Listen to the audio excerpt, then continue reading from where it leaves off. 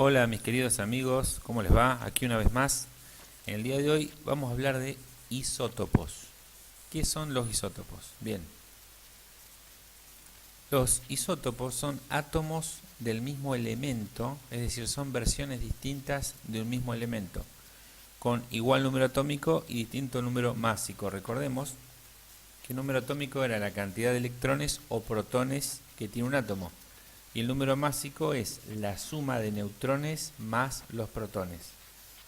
La diferencia en los isótopos está básicamente y exactamente en la cantidad de neutrones, ¿sí?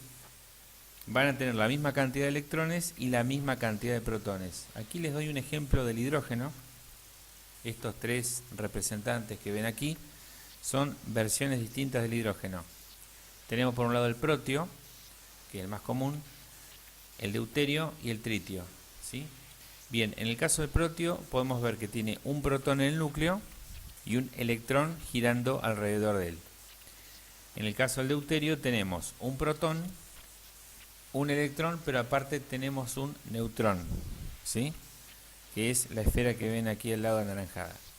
Y en el caso del tritio tenemos un protón y dos neutrones, obviamente un electrón. Como verán, la cantidad de electrones es la misma y la cantidad de protones también. La diferencia está en la cantidad de neutrones, lo cual hace que su número másico, es decir, su masa, sea mayor, ¿sí?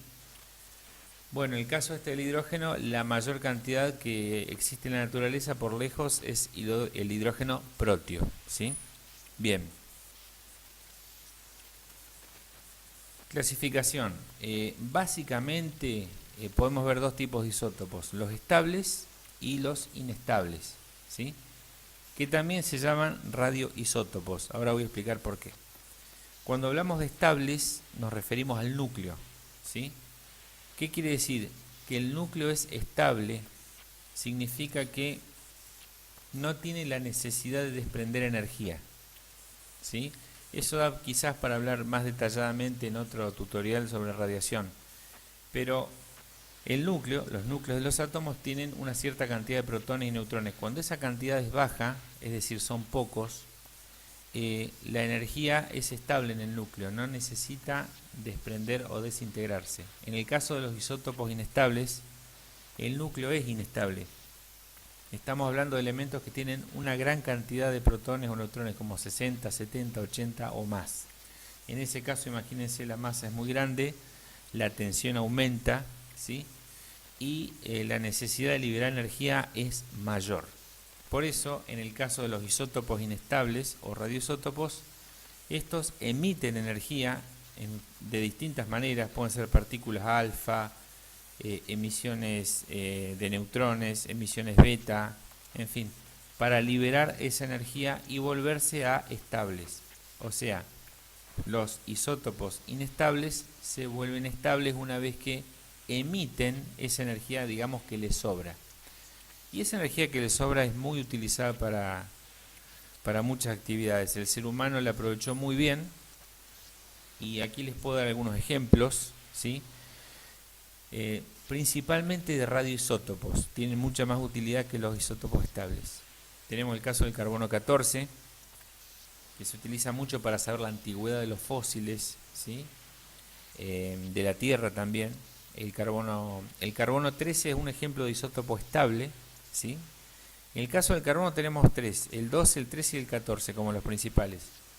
El 12 y el 13 son estables y el 14 es inestable. El 13 se utiliza mucho también para saber antigüedades. El tritio, que es el isótopo que vimos recién, para obtener energía. El yodo 131 se utiliza mucho en medicina nuclear, ¿sí? Por ejemplo, para el tratamiento de la tiroides o el cáncer de tiroides, porque bueno, este isótopo lo que hace básicamente es emitir radiación, ¿sí? Y mata las células cancerosas. Pero por supuesto que tiene que ser administrado de una forma muy medida por los profesionales médicos.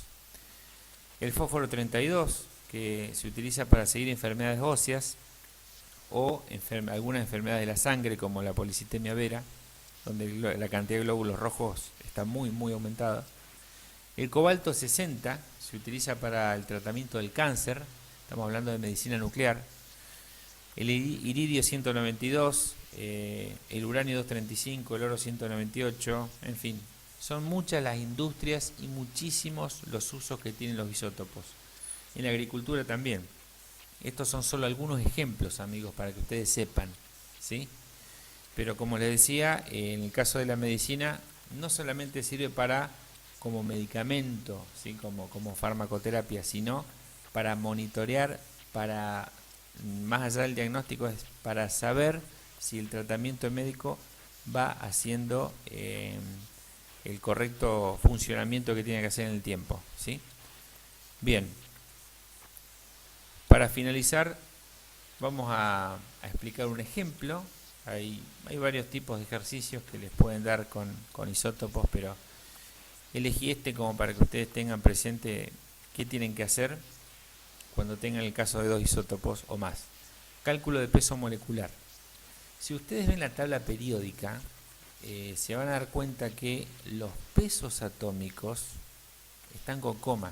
Por ejemplo, el cloro es 35,45, o por ahí varía un poquito más. El hidrógeno no es 1, es 1,009, en fin. Los pesos atómicos no son números enteros. Y esto no tiene mucha razón de ser al principio, porque si el peso atómico es la masa atómica, es decir, resulta de sumar neutrones con protones, debería darnos un número redondo, ¿sí? Porque los neutrones y los protones son unidades. Bien, como el número atómico, fíjense que en la tabla periódica el número atómico siempre es un número redondo, y eso es correcto. Ahora, ¿qué sucede? ¿Por qué existe la coma en el caso de los pesos atómicos?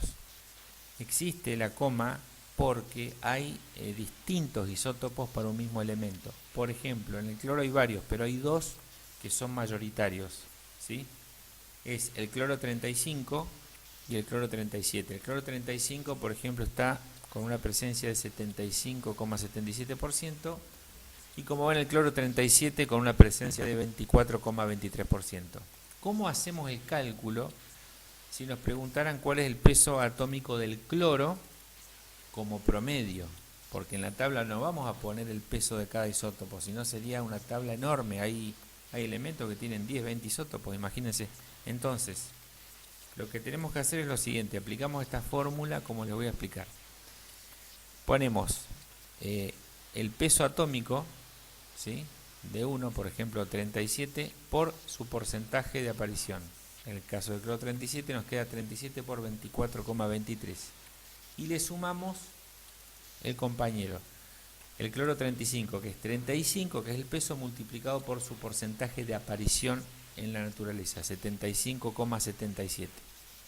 Esos dos productos los sumamos y lo dividimos por 100, porque hablamos de porcentaje.